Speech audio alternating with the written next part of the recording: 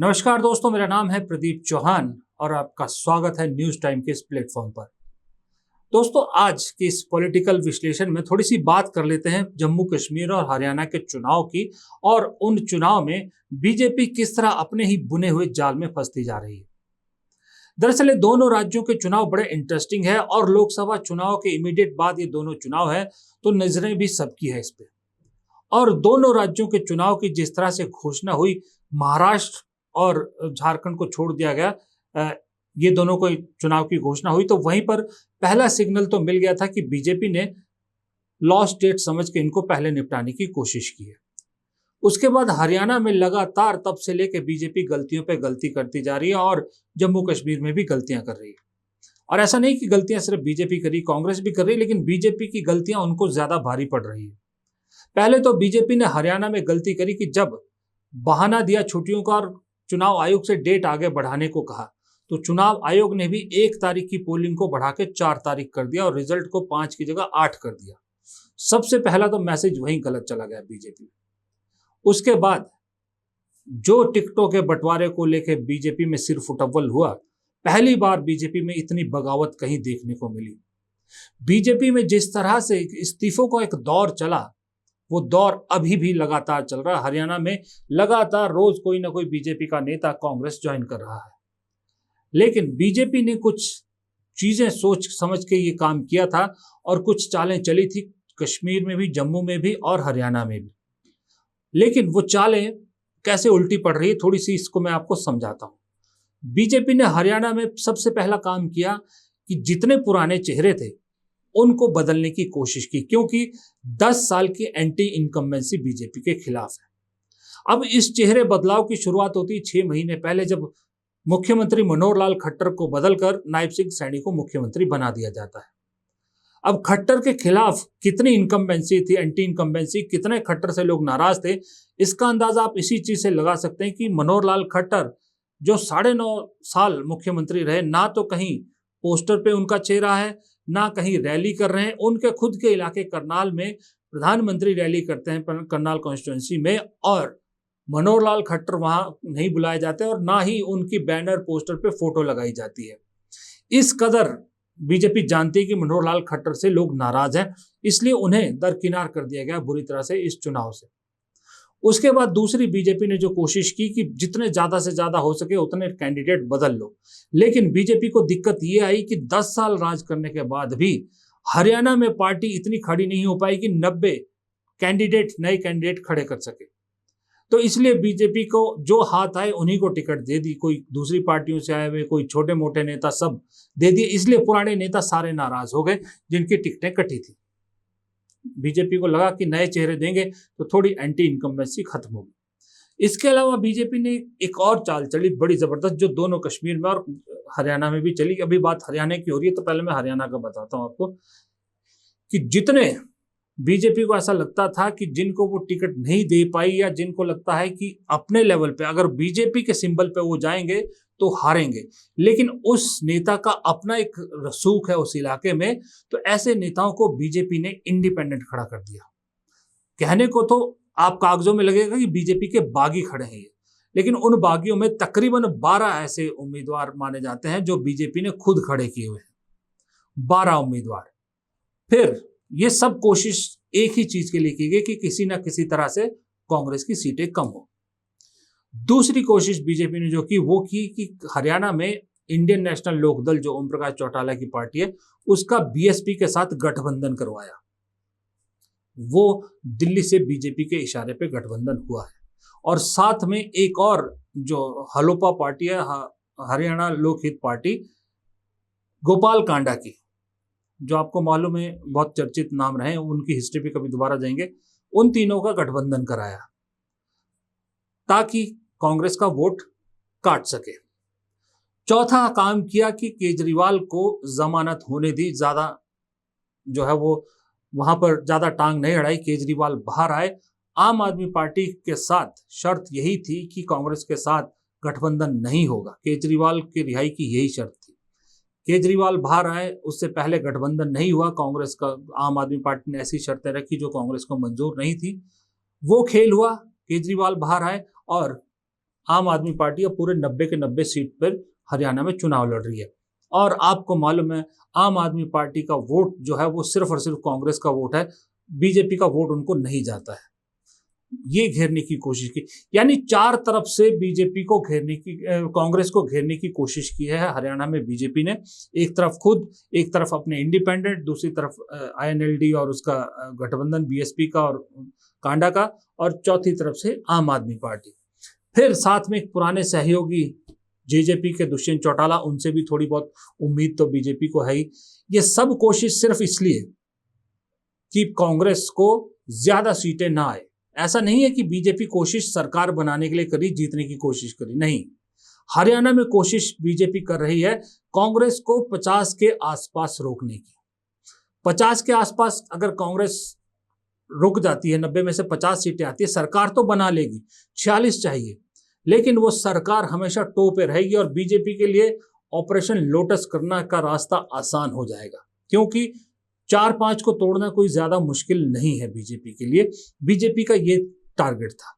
यही चीज उन्होंने कश्मीर, जम्मू कश्मीर में अपनाई, जहां उन्होंने इंजीनियर रशीद को जेल से बाहर किया, उनके कैंडिडेट खड़े कराए। वो किसके खिलाफ? नेशनल कॉन्फ्रेंस, कांग्रेस और जो उनका पूरा गठबंधन है 4 पार्टियों का, उसके खिलाफ।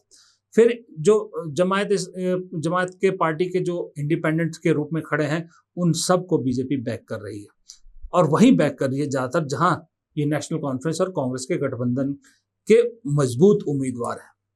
वहां भी 3-4 तरफ से घेरने की कोशिश है। इस कोशिश में सिर्फ और सिर्फ कि किसी भी तरह से नेशनल कॉन्फ्रेंस और कांग्रेस का गठबंधन है, वहां भी ज्यादा से ज्यादा 50 सीट तक पहुंच पाए, उससे ज्यादा ना क्रॉस कर पाए, क्योंकि वहां भी 90 सीटें हैं और 90 में से 46 चाहिए आपको सरकार बनाने के लिए। 50 अगर आती है इस गठबंधन की, तो 5-10 सीटें बीजेपी के लिए 6 महीने के अंदर अंदर इधर उधर करना कोई ज्यादा मुश्किल नहीं है। ये दोनों चीजों, ये प्लानिंग के जरिए कांग्रेस को घेरने के लिए, और इस प्लानिंग के जरिए बीजेपी इन दोनों राज्यों में गई। लेकिन मामला अब इसका उल्टा हो गया। मामला ये हो गया कि इस सारे षड्यंत्र में बीजेपी को जहां कामयाबी दिख रही थी, अब वहां खुद फंसती नजर आ रही है। फंसती ऐसे नजर आ रही है, अगर आप हरियाणा में जाइए, इस वक्त हरियाणा में घूमिए, तो हरियाणा में बीजेपी का जो सारा खेल है ये लोगों की समझ में आ गया। लोग वहां पर बात करने लगे हैं, लोगों को समझ में आ गया, क्योंकि गोपाल कांडा ने एक चैनल को दिए इंटरव्यू में, मुंह में गलती से उनके मुंह से निकल गया कि हम जीतते ही सार अपनी सरकार को समर्थन देंगे। जब उनसे पूछा गया अपनी सरकार कौन, तो उन्होंने कहा बीजेपी। जब उसके बाद बीजेपी ने ऊपर से ये गलती कर दी कि पूरे 90 में से सिर्फ एक कैंडिडेट को विड्रॉ करा दिया जो गोपाल कांडा के खिलाफ खड़े थे। बीजेपी ने भी साफ संदेश दे दिया कि हम साथ हैं। इससे आईएनएलडी जो है वो बीच में फंस गई, वो दुविधा में फंस गई, वो पोल खुल गई उसकी। अब इस पोल खुलने के चक्कर में बीजेपी के कदम ने आईएनएलडी को भी बीच राह पर खड़ा कर दिया, बीजेपी का भी जो है वो कैरेक्टर खोल दिया, और साथ में गोपाल कांडा का भी। सबसे पहले तो यहां फंस गई बीजेपी। दूसरा, जो इंडिपेंडेंट्स खड़े हैं, अब वो इंडिपेंडेंट में सुना है जो बीजेपी ने इंडिपेंडेंट खड़े, बहुत सारे इंडिपेंडेंट अब उम्मीद भरी नजर से, जिनको यह लगता है कि हम जीत सकते हैं, तो जीत के बाद मलाई वाली उम्मीद भरी नजर से हुड्डा की तरफ देखने लगे। भूपिंदर हुड्डा कांग्रेस की तरफ देखने लगे हैं। और हुड्डा जो है वो बहुत पुराने नेता है, शातिर नेता है, वो ऐसे मौके नहीं चूकते हैं। उन्होंने भी फिलर भेजने शुरू कर दिए हैं। यहां भी बीजेपी फंस गई। तीसरा, बीजेपी यहां फंस गई है कि जाट वर्सेस नॉन जाट जो हरियाणा में करने की कोशिश कर रही है, जिसपे सारा चुनाव खेल रही है BJP, Jat versus non Jat कर दीजिए, कि जितने भी नॉन जाट है सबको अपनी तरफ करने की कोशिश के चक्कर में हुआ क्या कि बीजेपी के हाथ से जाट तो कंसोलिडेट कर दिया पूरा कांग्रेस के साथ, लेकिन नॉन जाट भी काफी हद तक कांग्रेस की तरफ जा रहा है, सिर्फ इस रीजन से कि अगर जाट वर्सेस नॉन जाट के चक्कर में बीजेपी ने 10 साल बेवकूफ बनाया है, अब और नहीं बनना चाहते। जिस मनोहर लाल खट्टर पंजाबी कम्युनिटी से आते थे, उन्हें चीटेड महसूस हो रहा है कि 9.5 साल तक हमारा मुख्यमंत्री रहा, हम साथ रहे, और आज की डेट में उस मुख्यमंत्री को मुख्यमंत्री पद से तो हटाया ही हटाया, उसका चेहरा तक पोस्टर से गायब कर दिया। तो पंजाबी कम्युनिटी इस वजह से बीजेपी से नाराज हो रही है। ओबीसी कम्युनिटी के चक्कर में नायब सैनी को मुख्यमंत्री बनाया था, लेकिन ओबीसी कम्युनिटी पूरी तरह से विश्वास नहीं कर पा रही है कि नायब सैनी रहेंगे कि नहीं रहेंगे बाद में मुख्यमंत्री। यहाँ पर भी बीजेपी को झटका लगा, और सबसे बड़ा झटका तो अरविंद केजरीवाल ने दिया, जिनसे वादा था कि बाहर निकल के खूब प्रचार करेंगे। उन्होंने बाहर आते ही सबसे पहले बीजेपी को झटका दे दिया, मुख्यमंत्री पद से इस्तीफा दे दिया। अब एक आम कार्यकर्ता की तरह हरियाणा में कल गए हैं, वो परसों गए हैं, उन्होंने रोड शो किया है, जा रहे हैं।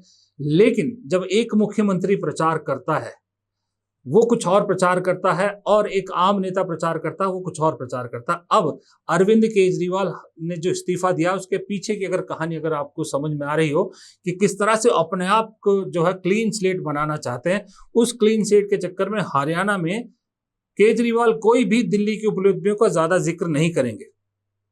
वो सिर्फ और सिर्फ विक्टिम कार्ड खेल रहे हैं वहां पर जाके, और बच रहे हैं जो अभी तक एक दिन गए हैं कांग्रेस पे सीधा डायरेक्ट बड़ा हमला करने से बच रहे हैं।